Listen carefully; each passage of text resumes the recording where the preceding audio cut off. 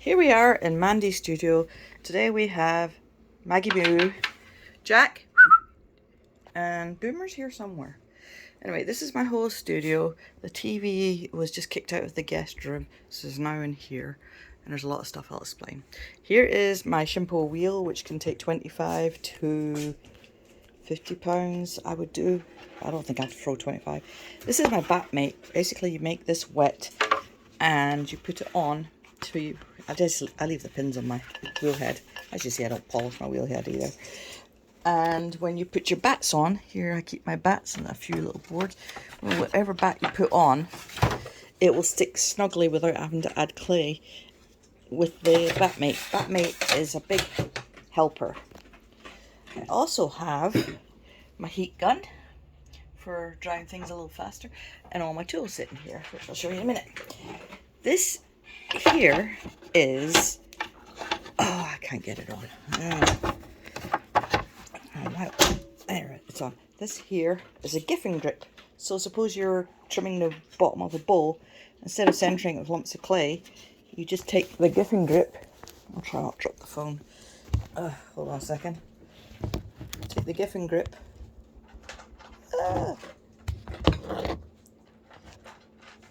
And you turn it outwards and inwards, and it will lock on. There's also, suppose you had a bottle, a tall bottle, okay, you take it apart, you take these out, turn them around, and if you wanted to hold the bottle at the neck, or at the taller neck, you put those three on to hold it higher up. Look at this, and tighten it.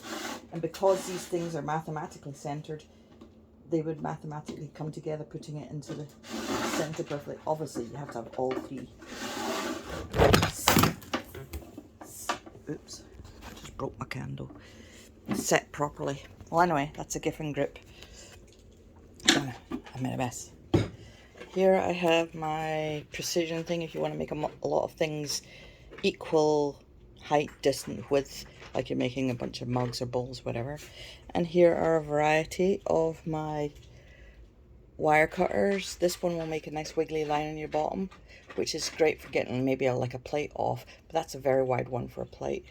This one here will get a plate off nicely. It stops, if I can get it to focus in. Yeah. There you go. It'll give it this wiggly cut to it at the bottom, so it stops that suction you'll get if you just use a flat cutter. I also have this flat cutter here, which I really like because of the handles. This is one of my favourite trimmers. When I'm throwing something and then I center it and it has a bit of a wiggly top, I'll just trim off the top, just quick trim off the top to not have a wobbly top, and then it will make it much more stable. Here I have is my homemade openers. Let's find the one. Okay, this one is a 5/8. So I will have a centered piece of clay and I'll come down on the piece of clay, and I know that the center is now 5/8. I can open it up using this, or I can just use my hands to open it up. But this I know is a, 3/8 bottom, which means when I cut it, I need to cut it super flat and tight because the bottom is now the bottom. Versus using, so it'll give me a nice smooth bottom, versus using here I have a 1 5/8. Look how big that bottom is. Now if I want to throw a bottom where I want to carve a foot into it, like a really good foot, I know that bottom's going to open up to be 1 5/8, and then when I turn it upside down to trim it, I can trim out the base to give a nice high base. And then I don't have to worry about cutting it off. When I cut it off, I know there's a big chunky base, but I do have to be careful about the drying speed. I have a multiple of those with different heights that I made. Up there are some banding wheels, more tubs. Here I have, what I put out is the supplies I'm going to use. So I have a clean water here, dirty water going in there, and then I'll put out the tools that I'm going to use. So I put out some of my favourite tools. This is a mud tool sponge. Now it doesn't look like much, but this has a surface, it's already dried out from yesterday. This has a surface that just is indestructible. My dog has chewed one. This is a softer one here. This is the one the dog chewed. Oh, when was Lily? About 8 years ago, and it's still going. And I've got one that looks like this but is white. They're actually start out blue. That is from 11 years ago. This triangular sponge helps you get in the corners. So these finishing off sponges. This is a Van Gilder edger. You can take that along the bottom of a piece when you throw the piece. So if I did it along the bottom here, see how it fits? It makes a little groove. So you at the bottom of your cups or whatever, you'll have a nice little groove, finishing groove. I wish I had a piece around here to show you. And then there's a fatter one if you're doing something bigger. And obviously curves for bowls and stuff. Beautiful curves on this. I love Van Gilder's tools. Serrated rib. And should be another serrated rib in here. Don't know. Here's Cheryl ribs. Cheryl ribs come in different hardness and different size. So that's a small, actually that's a small, medium and a large. So you got the small, soft, super flexible. And then you got the hard green ones. So they're color coded. And a large for something that was doing large. But you know, between those three you can do everything. This is what I use for compressing and scraping out the inside of a cup or a bowl so I can get down in it. So I use for a nice flat side for a tall item. Some random trimming tools in here. And I use this trimming tool and this trimming tool a lot because they're both got nice corners on them. I think that was a Van Gilder one, or somebody made it for me. I can't remember. And then your average trimming tool.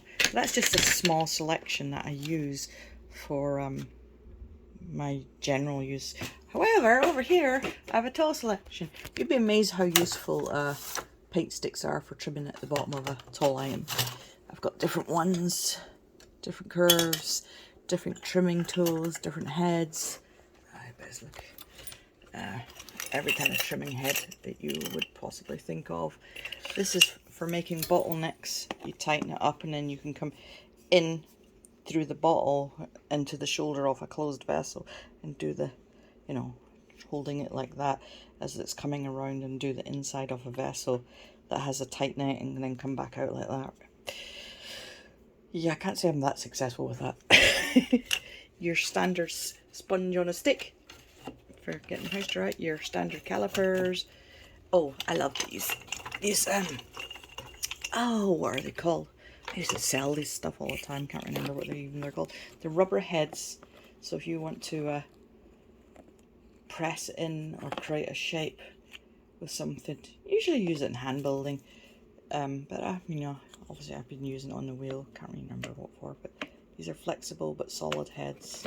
That sounds stupid, but they got a lot of flex to them. But if you want to do some compression, especially I use this in compressing in the center of a bowl or a plate to get a nice compression for it to throw nicely. Get good compression on. Something to help you once you've trimmed it, to help you get the thing off the and this I use, instead of buffering with a stone, I can buffer with this for pieces. You're going to buffer your first few layers with a facial buffer and then move on to stone until you buffer to get the completely polished finish. I have a few other sponges that I like. My elephant's ear for large vessels. Yeah, that's what I was saying. This was blue and now it's white. This one is from 2011. This very flexible sponge. You can really get your hand shape in it, and it just doesn't fall apart the way these cheap ones do. These, you know, fall apart, and it doesn't help when your dogs eat it. More of those. I mean, this is a facial sponge that's for makeup, but it works as gives you the same smooth finish that you might get with one of these mud tool sponges. A few more ribs. So obviously big vessels with straight sides. Oh look, another Cheryl one. This is even harder than the green one. It's a very hard rib. This one if you want to create patterns on the side. One for scraping off any extras. This one here with a nice notch in it. You can use that notch on the rims. But again, for making big vessels. Your standard, bog standard one that comes in a kit. This one, it just, you know, it's just a different shape. Again, these ones for making patterns on the edge, like you want to make a nice circle edge at the bottom. You want to put some trim at the bottom that has curves on it. When you use them, make sure they're wet. Always wet your tools first and come in slowly and pull away slowly. Your bog standard metal rib for scraping stuff off. And my favourite friend, the Paisley serrated rib. I don't know why he's over here. Should be over there in my hand building section. But instead of you know, when you slip and score, just use a serrated rib. It's so much faster. And again, bog standard tool for picking up a mug or something off the wheel. Not sure why that's in there either. And then another rib with another shape. I used to have like 10 of these with all sorts of patterns. Who knows where they are? All right, there we have piece of plaster for dumping sloppy slip on, a bag of sloppy slip. I used to keep, oh, this is my bowl. I don't know why it's under there. That's where I put my I keep it up on the table. I put my hot gun on in there, my flamethrower in there when I'm not using it. And I have lots of little pieces of wood, lots of big pieces of wood, and the little ones I've used so much for mugs and places to put it. And I put the pieces on here as I'm working. And then this is my drying space. As you see, I have lots of plastic collected. These are pieces of drywall, which is this plasterboard. This is brilliant for drying pieces on. You can see lots of circles from that. For example, if I put a mug normal way up, the bottom will dry faster because this will suck the moisture out, and then I'll move it over. Or you can just wrap it all in plastic if you want to keep it for another day. This has become a collection of, I don't know what, even my ironing's in there. Of course, you got to have your aprons. Mine's covered in mud. So moving on, in my studio, let's stick with the clay theme. I have a brown mat and a white glaze mat with a lot of dog hair on it. It needs a wash. This is actually printer's litho, I think. I don't know, but it's from a print thing, and I cut it down for a printer. Okay, where is everything? So it's trimming tools and sponges. Well, I guess it is trimming tools. Brushes and tape. I can't find where everything is. Glue. Okay, hole makers. It's always good to have a whole bunch of hole makers. I got tons. Oh, I made my own extruder. I don't know where the thing's gone. These are extruder heads that I've made. Oh, where's my extruder? I don't know. Basically, you get your bog standard. I keep saying bog standard. Basically, you get a silicone gun here, like for these. Buy yourself some PVC pipe and cut it to size like this. That'll fit into the silicone gun. So suppose I want to make candles. I'm going to use that. I'm going to stick that in there. Put the clay in. Obviously it needs a good wash. Make sure everything's wet. Put it into the silicone gun. I don't know where it is. And I will just extrude that shape, which is, you know, easier than pulling. That's all I can say. Alright, let's go back to this. Okay, here is a edge trimmer. I never really use this. I'm not sure. Don't know. But anyway, you can go along the top of the edge and get a nice trim. Again, wet it. Hole driller if you want to make salt and pepper holes, or if you just need to drill a little hole in something. This is the best hole maker. So you go as deep as you want the width of your hole based on the diameter. So you take it and you just turn it and make a hole in something, clay. But if I wanted a deep hole, I'd go this far in and I'd go all the way around and do that. This allows you to get control, like you're making something with a lot of holes in it. If you want the top, say I want the top has to be at this height, then I'll start there at the top and I'll go around underneath, and that way I'll get my hole exactly where I want it. Handle puller if you want to just pull through clay and make handles like that. This is also a hole maker. You go with the depth that you want for the holes. Again, make sure your tools are wet. I don't know, all sorts of hole makers and trimmers. Oh, this should be over there. This is a trimmer for the wheel. I haven't used this stuff. that there, my trimmer. This is a turtle that I made from a mold that I made. Now, if you get cornstarch, 100% silicone, and you mix them together, you will get a dough. You do not want to touch this. You want to make sure you put your hands on. You put a small drop of baby oil. There's some silicone that's here. This bit's hard. This all needs thrown out. But you can make your own molds. Let's see if I can find my molds. Oh, so obviously for people who do hand building, you've got your roll, and you have various pieces of wood for rolling to get a certain height or depth. I also have things that go on the roller. Alright, oh, the extruder one's in here, extruder one. This is, I can't even remember what you do with it. It's called a Steven tool. Some sandpaper. I don't know why this is in here. Some cutters, a bunch of cutters. More of my extruder shapes. Oh, a heart shape. More extruder shapes. This is more of my stamps. I'm trying to find a mold that I made. Oh, my dead cat's paw print.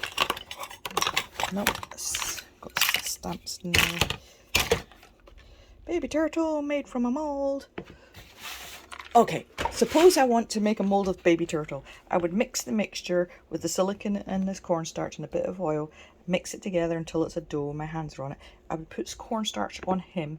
I would take the dough and I would just completely cover him, make sure it's squished into the corners with the cornstarch dough mixture. It will solidify into, oh, excuse me, it will solidify into a rubber. Extruder, another extruder. Samples of my homemade what's it? Oh, chemicals. I'm still trying. Well, it's my pencils. Roller for patterns. Circle cutter. Tons of stamps and shapes. I've got all this gear. Oh, food colouring. That's for a whole different purpose. Those go on your you put them on your rolling pin to make your rolling pin a certain depth. Aha! Here, there's a mold I've made of him, and there's a reverse mold. So this one's flexible.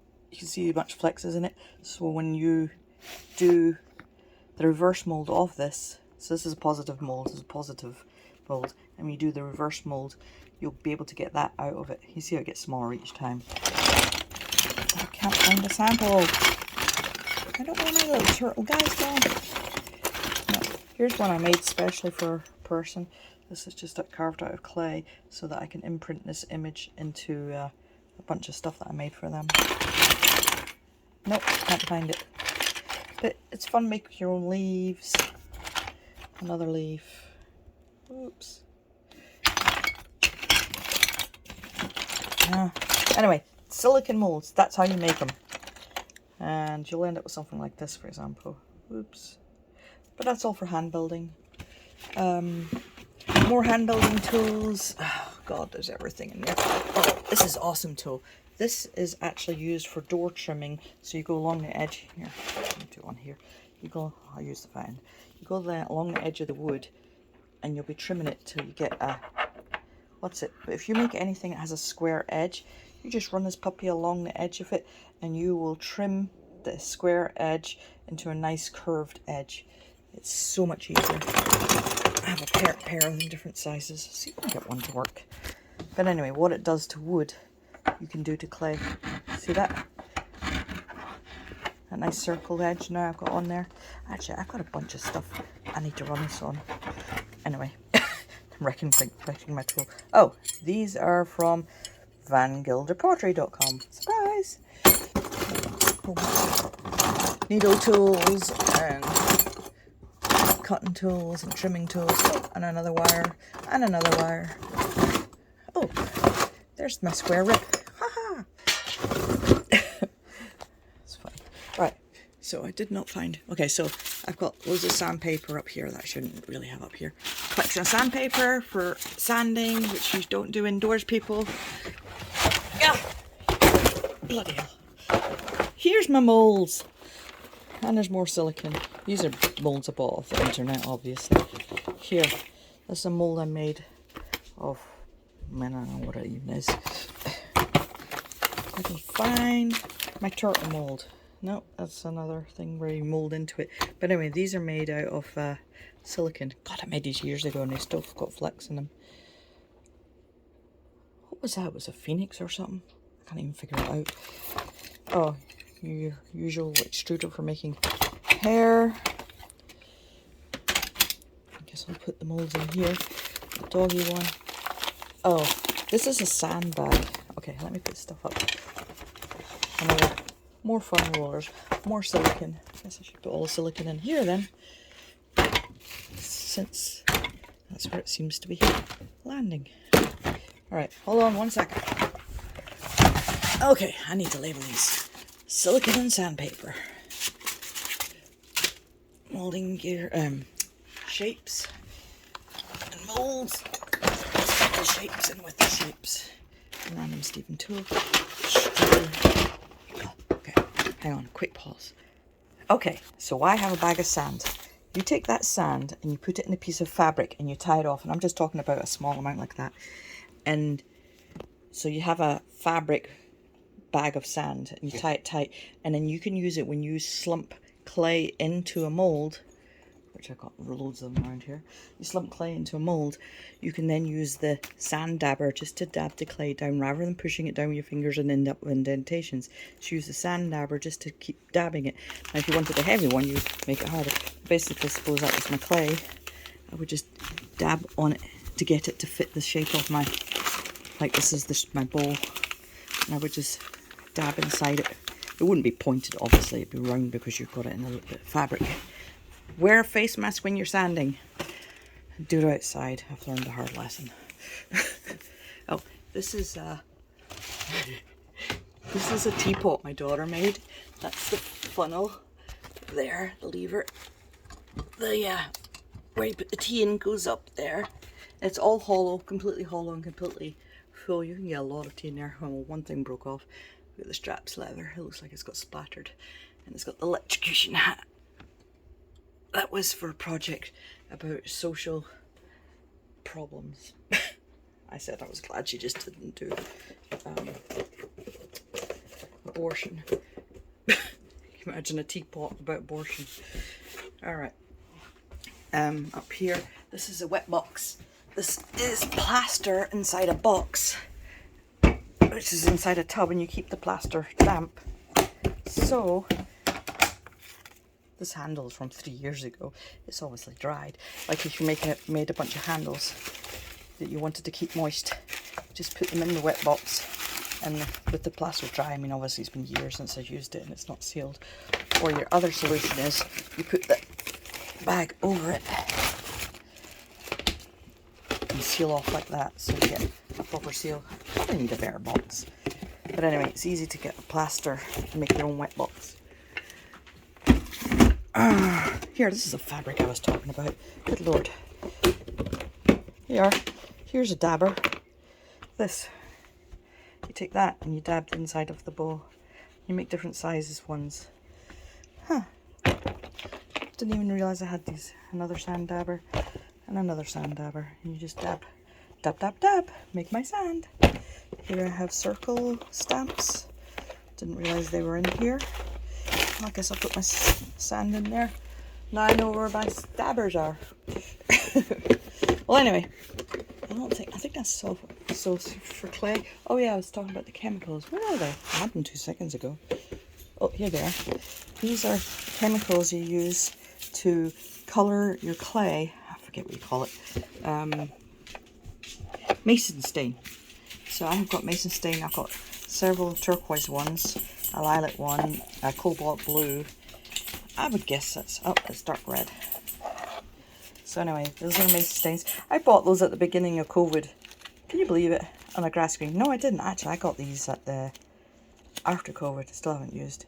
So these mason stains I can rub into clay. So for example, this is cobalt mason stain that I mixed into some clay, and then I mixed the clay as I threw it. See this pattern on the bottom? The zigzag edge? If I can get it to... That is what I was talking about with this rib. Oh!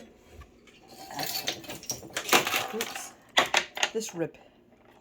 Wire, I mean. When you cut with this wire, you get that finish. So that's the wire that creates that finish. That's what I was talking about. So I marbled the clays together.